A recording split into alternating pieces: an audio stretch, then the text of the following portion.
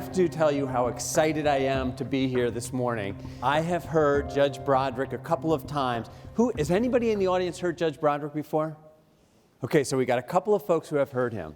I have to tell you something. You are going to be impressed with the story that you are about to hear, because this is a man of great accomplishment, the former Chief Justice of the Supreme Court here in New Hampshire, and he cares so deeply for each of you in this room that he has made it, I think at this point, his life's work to travel around the state and share with you a message that is vitally important. So I would like to introduce Judge Broderick. Come on up. Thank you.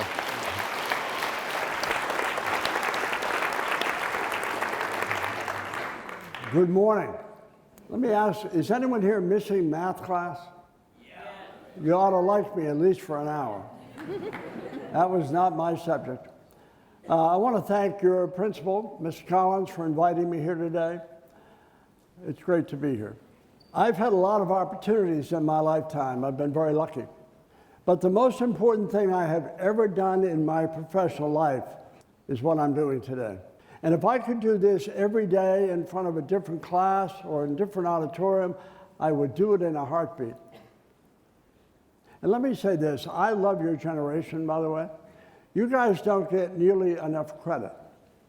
And one of the reasons I love your generation is you are the least judgmental generation in the history of this country.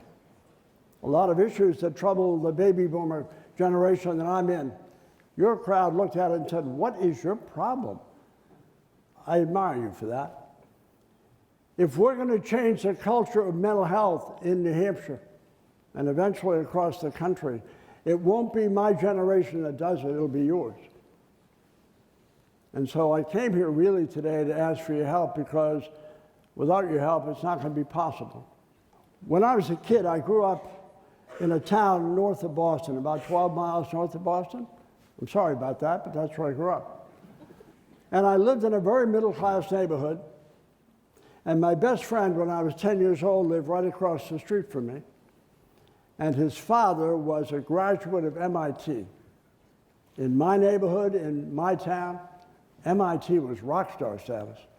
My best friend's uncle, his father's brother, was an inpatient at a mental hospital, Danvers Mental Hospital in Danvers, Massachusetts.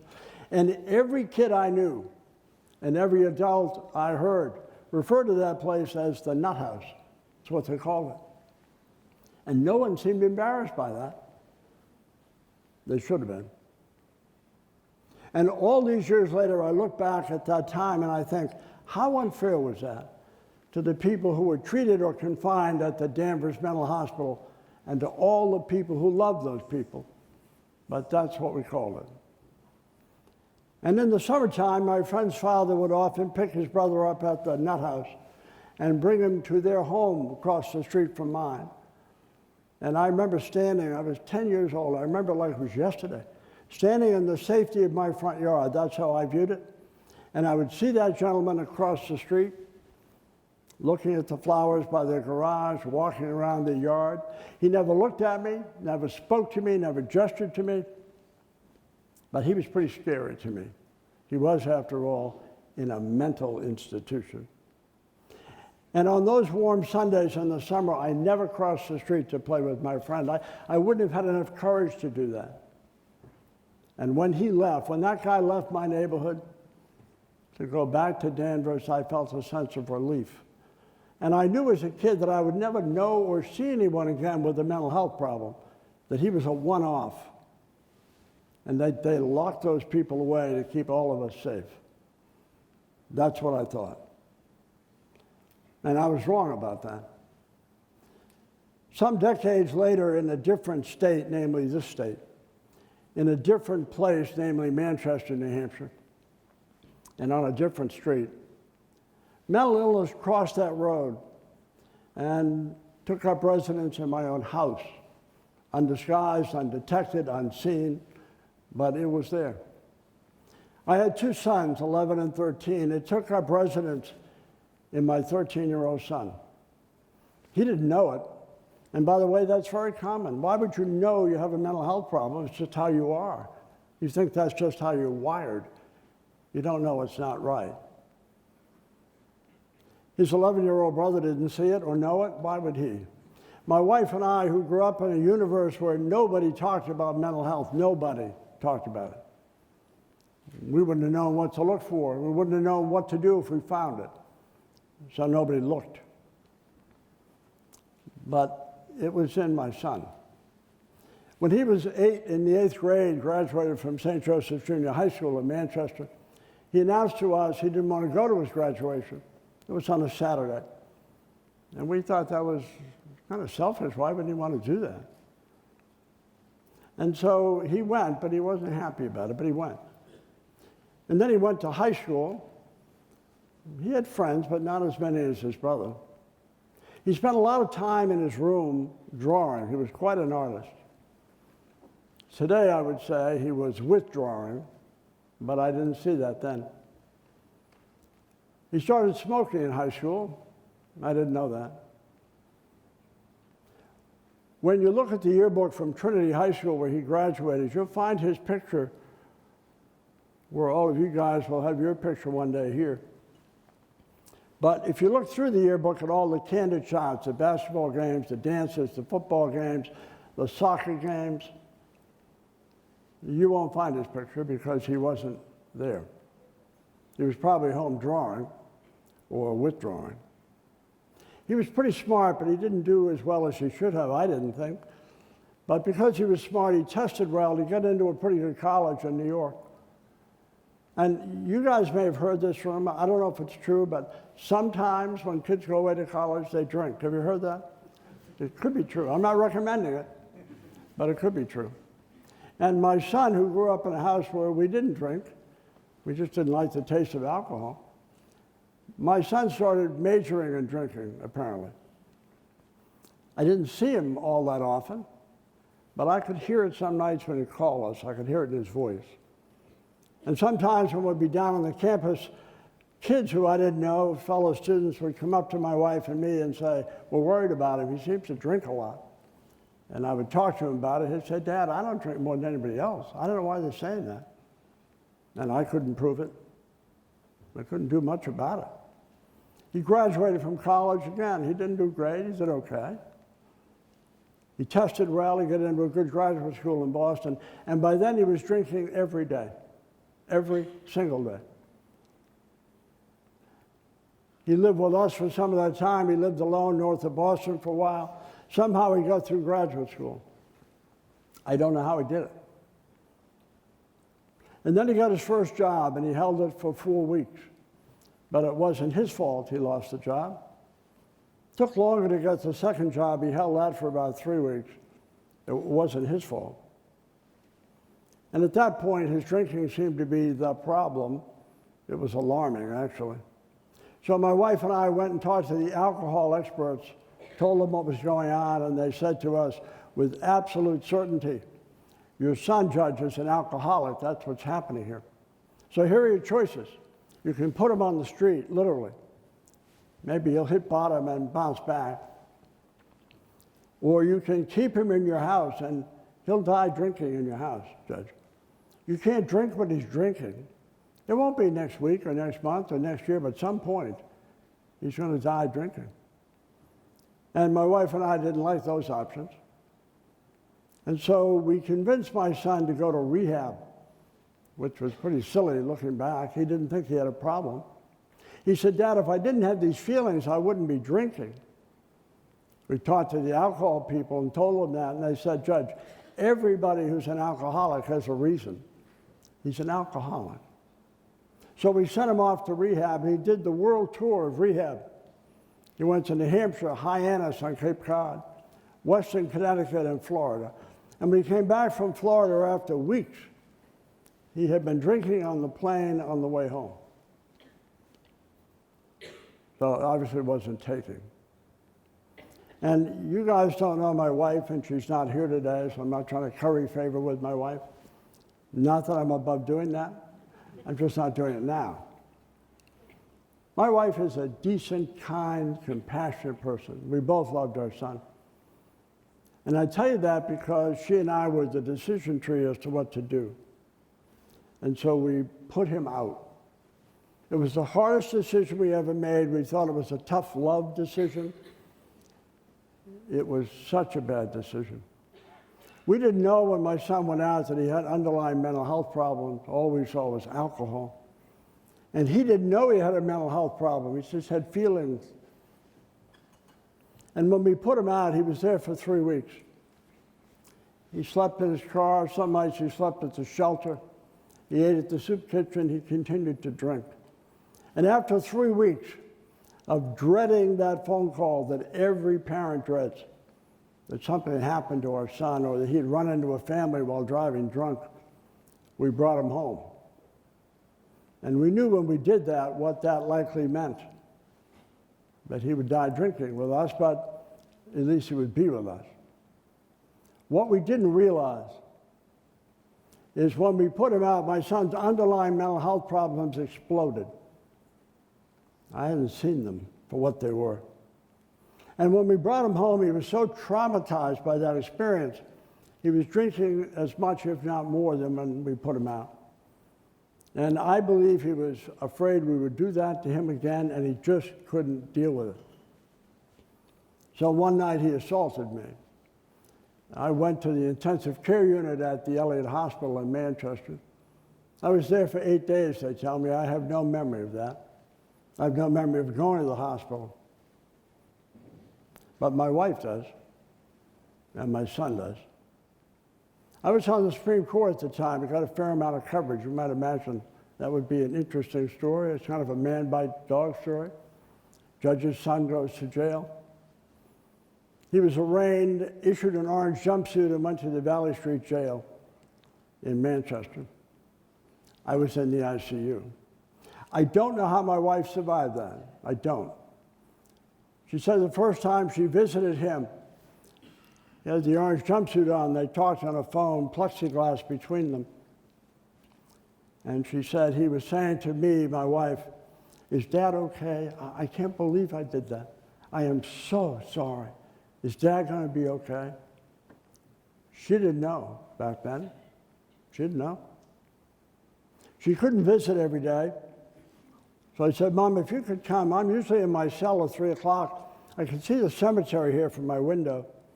And I just don't want to feel like my family's abandoned me. So if you came there, that would comfort me that I could see you." And so she did. I can't imagine what that was like for her. She drove to that cemetery, stood on the corner, waved at the building, not knowing what window he was in, or even if he was in a window, give him a thumbs up sign. Later she said, it was a good distance away because he couldn't see me crying from that distance. She'd leave the hospital in the early days. It was late March, early April, still pretty cold. She said in the early days there were satellite trucks, TV trucks outside. She said, I avoided that. I went home. There'd be 20 messages on the answering machine, and I just deleted all of them. What would I have told them? What would I have said? When I was in the intensive care unit, my doctors went on the Today Show, apparently. The story was in the New York Times, the Los Angeles Times. It wasn't exactly below the radar. People magazine reached out to my wife. She didn't respond to that. After 8 days, they took me up to a private room on the 6th floor at the Elliott Hospital. I then realized I was in the hospital. I had no idea why. And the fellow who was pushing me upstairs, I asked him, and he said, I think you fell. And I didn't remember that, but I had no other memory. I felt pretty sore for someone who had fallen. And so after 2 days in that private room, my wife and I were alone. I couldn't get out of bed for about a week. And she told me what had happened as best she knew. And the two of us just cried. I'd been a lawyer and a judge my whole life. I knew what it meant. I didn't understand why it happened, but I knew what it meant for him, for us, for his brother. And I never thought that it had been in the newspaper. I didn't even have that thought. And I'm glad I didn't. It was the most hopeless feeling I had ever had in my lifetime. Lying in the bed, my son's in jail. I couldn't do anything. And my wife was trying to deal with all of that pretty much on her own. My son was not supposed to have any contact with me while he was at Valley Street Jail. I couldn't visit. But that Father's Day, about 2 months in, he made a card. He was a good artist, and he mailed it to us. And my wife handed it to me. We were driving. I couldn't drive a car then. And I read it. And when I read it, my eyes got watery, because that was my son who wrote that card. That was the guy I knew who wrote that card, apologizing. After 6 months at Valley Street, my son was sentenced to the state prison. I hope none of you have that day in your lifetime. And because I was on the Supreme Court and because it was still newsworthy, there were members of the press there. I hadn't seen my son in 6 months, and so suddenly he appeared in the courtroom. My wife and I were behind the rail in the public section. He came over, and I stood up, and he gave me a big hug. And he kind of held me back to look at me. He said, "Dad, are you okay?" "I'm so sorry. I was so sorry." I didn't understand it. He said, "You're going to be all right." I said, "I think so. But now we're focused on you." I said, "We must have gotten into this as a family. I don't know how, but we're here." So I said, "If you don't quit, your mother and I won't quit." He said, "I won't quit, Dad." He then was sentenced to 7.5 to 15 years. My master's educated, smart, funny, decent son. I don't know how my wife survived that hearing, to be blunt. He was sentenced to 7.5 to 15 years. They suspended 4 years of the 7.5. And if he behaved himself, he might not have to serve that time, but he had to serve the rest. And so off he went. 20% of the cases I heard on the Supreme Court came from a place where he was going to take up residence. We heard appeals from inmates, his new neighbors. One day I said to him, "Do you want me to step down?" "I'll step down from the court. I love it. It's a great honor. But your health is more important than that job." He said, "Dad, don't do that. If it gets bad here, but don't do that." Now, if my father had asked me that, I would have said, "Why don't you resign tonight? We'll issue a press release that you're resigning." He didn't. He didn't. After 30 days, my wife and I were allowed to go up and visit. And we met him in the secure psychiatric unit of the state prison. He wasn't housed there, but that's where the meeting took place. Met with my son, the head psychiatrist, 2 social workers. A secure psychiatric unit is a sad place. It has a hopelessness to it. It's kind of antiseptic, a lot of steel on steel, a lot of clicking heels on linoleum. And that's where the meeting took place. A psychiatrist started the meeting off and said to my wife and I really like your son. He's smart, he's funny. He's got all the skills you need to be successful in life. I said, "We love our son, but we're in the state prison this morning, so something's gone wrong." He said, "Let me tell you his problems. He has serious depression, anxiety, and panic attacks that are almost off the charts. If you had his problem, Judge, and I said, 'Hey, why don't you have a 6-pack every day to make you feel better for a while?' You might reject it, but eventually you'd do it." It wasn't a good call, don't get me wrong, he said, but it made sense to him. He was self-medicating, Judge. No one had ever said that. I look back now and I think, how ignorant was I? My ignorance caused a lot of problems in my family.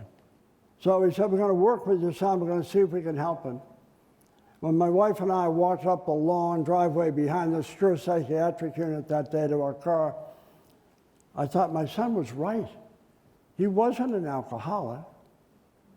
His problem is mental illness, not alcohol.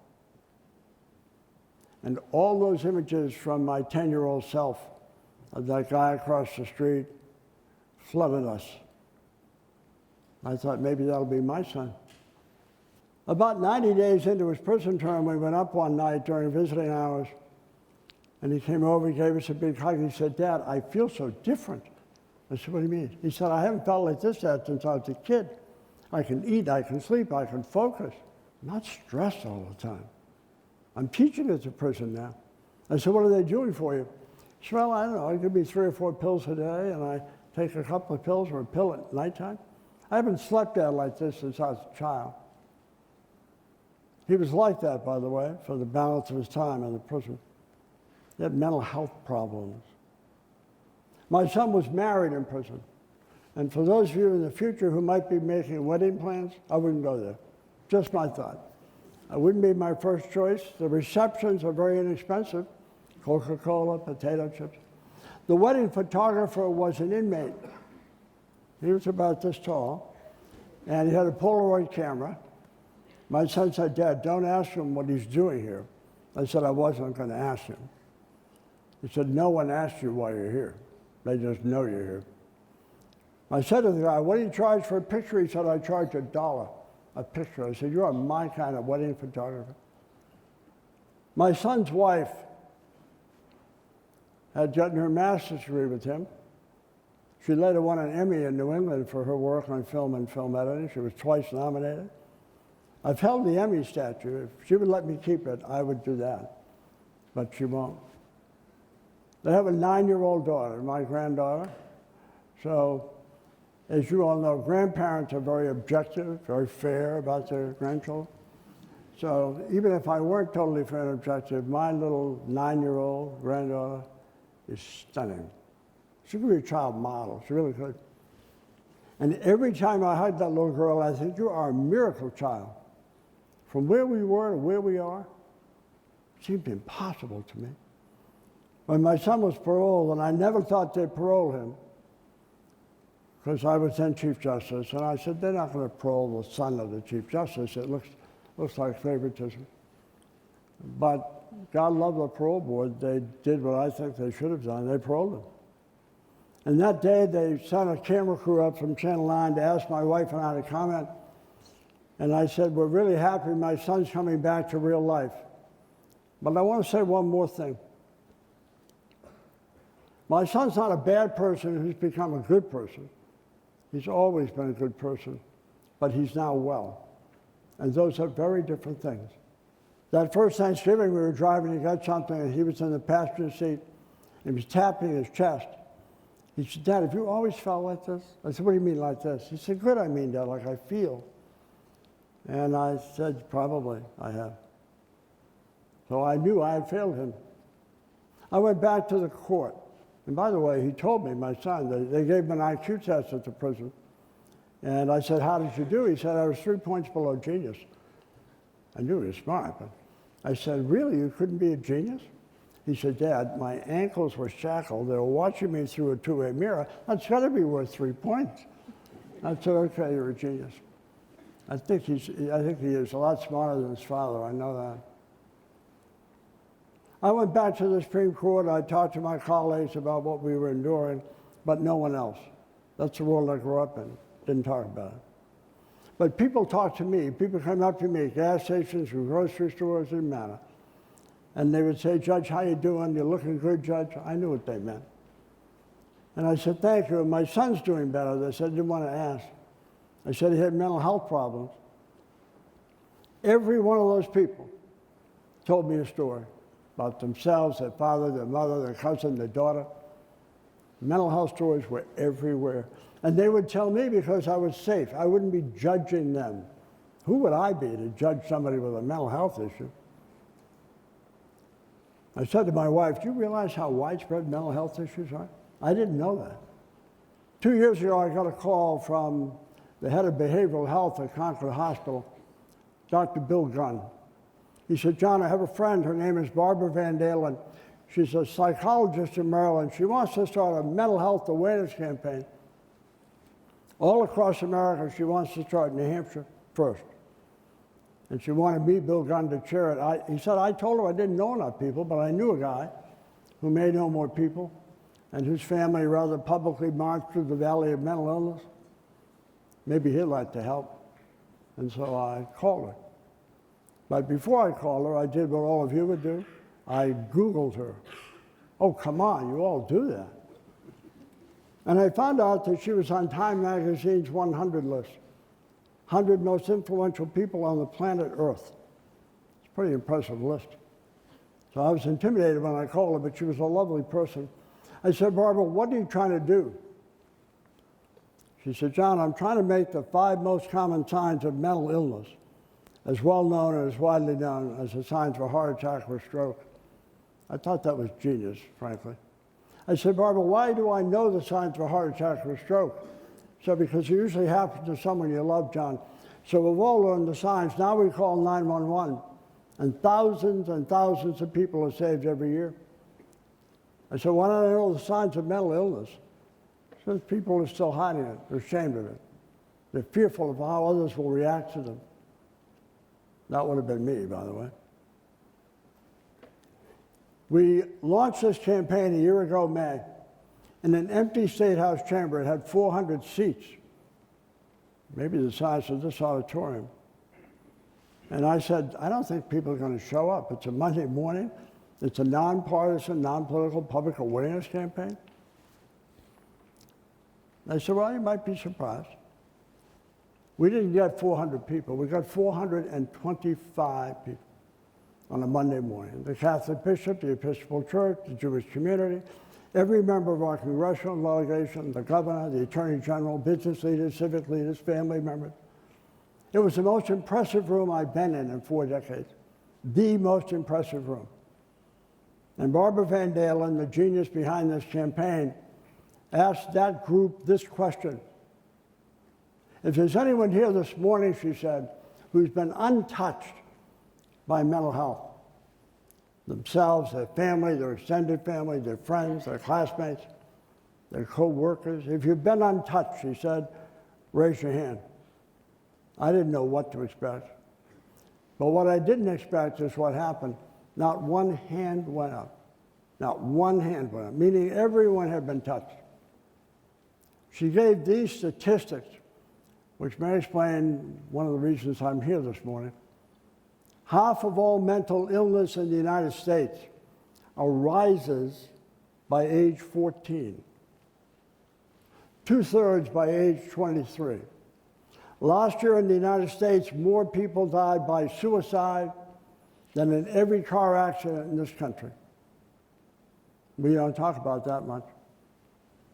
Every single day in our country, every 90 minutes, every day, every week, every month, a veteran, he or she, takes their own life. We never talk about that. I said, Barbara, what can I do to help? She said, can you form a steering committee to launch this? So I said, well, I'll try. It was the easiest thing I ever did. The easiest thing I have ever done. I called hospital CEOs, I called business leaders, civic leaders, spoke to the Attorney General who said, I'd love to be on the committee. I spoke to the Commissioner of Safety, the Commissioner of Health and Human Services. Everybody I asked said yes. And everybody I asked had a mental health story for me. Everyone. And they would tell me, they might not tell you because they knew I was safe. I wouldn't be judging anyone. We had to raise $150,000 for the campaign. I picked that number out of thin air. I had no idea. We raised it in no time. First place I went was Dartmouth-Hitchcock. I didn't work there then. Jim Weinstein was the CEO, Dr. Weinstein. It took me 5 minutes to get money. Elliott Hospital, Catholic Medical Center, the New Hampshire Hospital Association gave us $40,000. I got to within 15,000 of that goal, and I called former Governor Craig Benson, who I didn't know well, but I liked. He changed my life. He made me Chief Justice. And I hoped to get a meeting with him, and so he called me back. I told him what we were doing. He said, John, that sounds really important. I said, I'd love to come see you. He said, for what? I said, I'm going to ask you for a donation. He said, how far short are you? I said, I need to raise another $15,000. He said, I'll send you a check for it. I wish I'd said $50,000, but I wasn't smart. I love Governor Benson. Since then, we've raised another $184,000. We've raised a third of $1,000,000. Dartmouth alone has put in a third of that. After we launched this campaign, we waited to see if anyone would ask us to do anything with them or for them or talk to them. We didn't have a manual how to do it. This morning is probably the 158th time I've spoken in the last 17 months. I've traveled about 20,000 miles. I've spoken in person like this morning now to almost 22,000 people. I've been to 50 high schools. I almost can't keep up with the invitations. It's not about me. It's about this issue that I feel so strongly about. My family's tragedy is that it happened at all. I was pretty ignorant then about mental health. I'm not ignorant now. No one can be ignorant now. No one should be ignorant now. I spoke in a gym at Pembroke Academy. The bleachers were filled, the floor was empty. 840 kids, the principal told me. I spoke to them from a podium with a gooseneck microphone. I wasn't sure they could hear me. And so I spoke for 35 or 40 minutes, and when I stopped speaking, I thought this will be awkward. They won't even know I've stopped, because maybe they haven't been able to hear me. So I stopped and held my breath. 2 seconds passed, I would say. Seemed like 2 minutes to me. 840 kids stood up and applauded for almost a minute. I said to the principal, these people don't know me. It's not me they're applauding. These kids want to talk about this generation smarter than mine was. And there were kids in that auditorium that day, or that gymnasium, who were suffering. We need to get real. We need to take away the shame and the stigma. My son tells me all the time, Dad, anyone with a mental health problem, anxiety, panic, bipolar, depression, it doesn't matter. They have 2 things in common. Number 1 is they didn't ask for it. It's true. And number 2, they don't deserve it, which is also true. And what do the rest of us do? We stigmatize it. We make fun of them. We make them feel badly. Why do we do that? Every physical illness in America from the neck down is treated with respect, dignity, and empathy, as it should be. The neck up, well, maybe not. Maybe it's just you. Maybe you're not strong enough.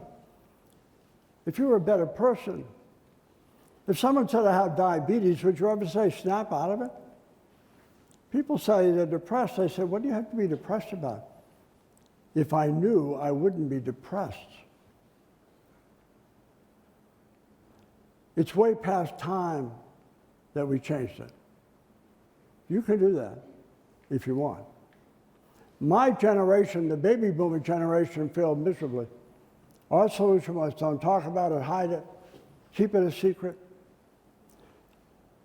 Sometimes when I go to high school gyms or other places, people come up to me with wet eyes and cracking voices. They say, thanks for coming. Thanks for talking about it. Early along, I used to say, how are your classmates? Are they supportive? Most of the kids would say, I don't tell anybody. I might not have any friends. I cannot imagine a crueler act than to make fun of someone whose real crime is they have a brain chemical imbalance. That's what it is in most cases. I didn't pick my brown eyes, and you didn't pick your eye color. They're no different than that. Let me tell you something else. There are kids in this room today, statistically, I know it's true, that have some sort of mental health issue. Hopefully they're being treated. They're in school. Someday, many of you will have children. Statistically, some of them will have mental health problems. So when do you think would be a good time to start to change the discussion, to start a different conversation without judgment or stigma? We can do it now, or we can wait for your children. And they can sit on the bleachers with their wet eyes. It's not right. It's not morally right. and it's not necessary. When I was a kid, one of my friend's mothers was quite sick. I finally got the courage up to ask my mother what was wrong with her. We were alone in the kitchen of our house, alone. I said, "What's wrong with Jimmy's mother?" And my mother bent over and she whispered that Jimmy's mother had cancer. She whispered it. Some people in my childhood didn't even say the word cancer. They would say he or she has the C word.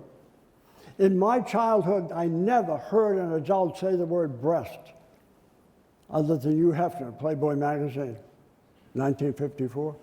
It's true. People whispered the word cancer, if they said it at all, and no one other than Hugh Hefner said the word breast. Some decades later, some brave person or people said, "Why don't we put those two words together? Get a color, namely pink, a megaphone, go to the Times Square and say, enough, enough already." 300,000 women last year had breast cancer diagnoses. Their results are dramatically different. Why? Because we finally started talking about it. I can't look at the color pink without thinking about breast cancer. I bet you can't either. The Patriots wear pink, the Red Sox wear pink. What's the color for mental health? In the 1980s, when the AIDS epidemic hit, people were dying when we found out about it, and we said, "What's going on with these people? Maybe they're bad people. Maybe they're doing bad things. Who are they?" We quarantined them. We stigmatized them. Can I get AIDS if I'm in the same room with someone, if I touch them? And then Magic Johnson of the Los Angeles Lakers, superstar Magic Johnson, went to a bank of microphones in California, October 1991. He said, "I have HIV." Suddenly, it was not only okay to have HIV, we love Magic. We had to find a cure or a treatment. He's doing fine today, 25 years later. Mental illness has never had a Magic Johnson moment. It desperately needs one. And you can make it happen if you want. Sometimes people say, I'll close with this. Sometimes people say it's hard to change the culture. If you make it hard, it is. When I was a kid, my parents used to take us out to dinner every Thursday night. My father was a high school chemistry teacher. He must have been paid on Thursdays, that's why we went out.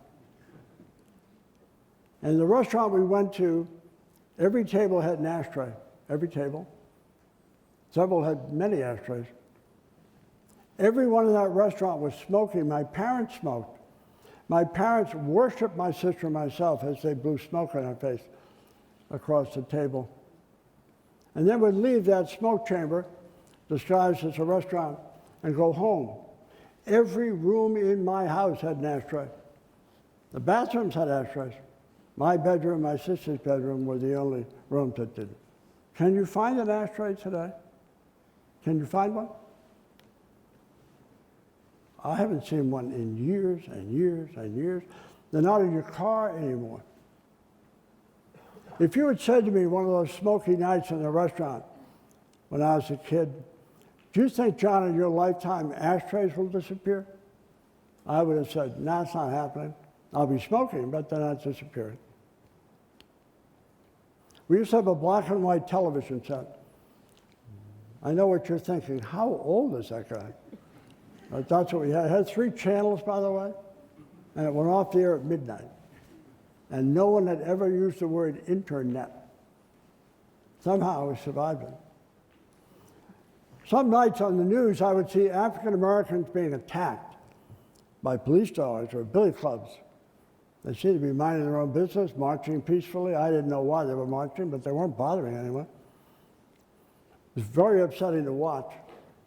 I said to my mother one night, "Where is that happening? Is that in some faraway place?" And she wasn't proud of it. She said, "No, unfortunately, it's happening in the United States." Thank you, Barack Obama. I didn't know the president. I was Chief Justice when he was elected. My mother had passed by then, but her voice remained. And she said to me, "You better be down there. This is really important." And so I bought an airline ticket. I flew to Washington for the inauguration. And I stood on the mall that day with 1.3 million of my closest friends. And by then I knew Barack Obama's voice and I heard it live. I heard history being made live. Where I was on the mall, he was about 2 inches tall. I was so far away. On the Jumbotron, he was about 15 feet tall. And when he took the oath of office as President of the United States, I was thinking that day of my mother, and that which was impossible in her lifetime, and that which I would have bet you my ashtray would have been impossible in my own, was now part of the history and fabric of the United States. If we can eliminate ashtrays from a culture where everyone smoked and elect an African-American president twice from the culture I grew up in, we can't learn the 5 signs. You don't have to go outside. You don't have to join a march. You don't have to write a check. But you do need to change your mind. And you need to learn what it is and what it isn't. And the reason you want to do that is not because I've asked you. It's because it will matter in your life.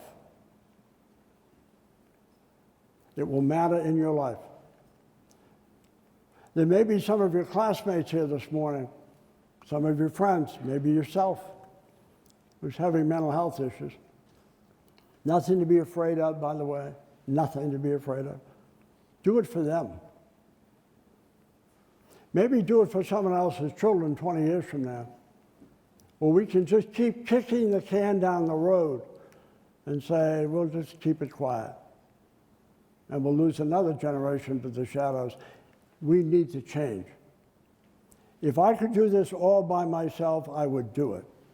But I can't. And my generation had an opportunity and they didn't seize it. Your generation needs to force the discussion. There's no shame and no stigma. I need your help. Thank you very much.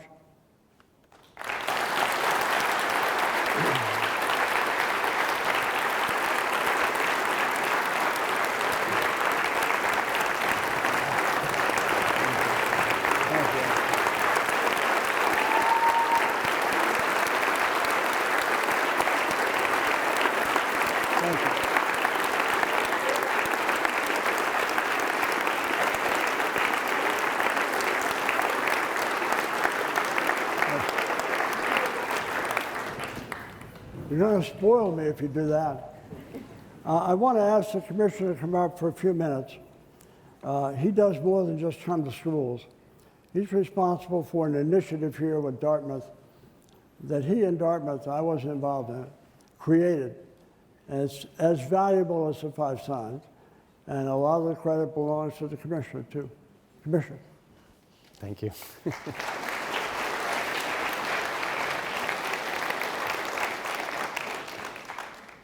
Thank you for your attention during that story. We are here, I'm here because I care about all of you. I know the judge is here because the judge cares about all of you. I know that your teachers and your administrators are here because they care deeply about every one of you. And the judge held up the 5 signs, which I hope many of you at this point in time are familiar with. This comes from change.org, changedirection.org, and it talks about, it's got these little smiley faces, which are kind of cute, but it talks about the signs of mental illness. You know, are you not feeling like yourself for some reason? Are you feeling overly agitated? Are you withdrawn?